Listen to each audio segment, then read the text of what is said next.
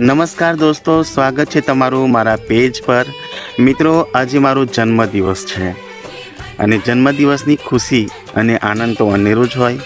સર્વપ્રથમ હું મારા મા બાપનો આભાર માનીશ કે જેમના થકી મને આ શ્રેષ્ઠ જીવન મળ્યું।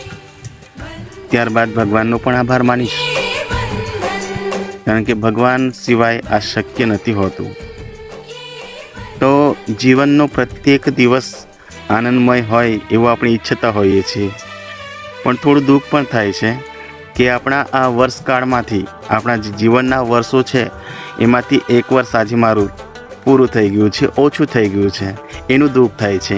બાકી આનંદ તો પ્રત્યેક દિવસ હોય છે।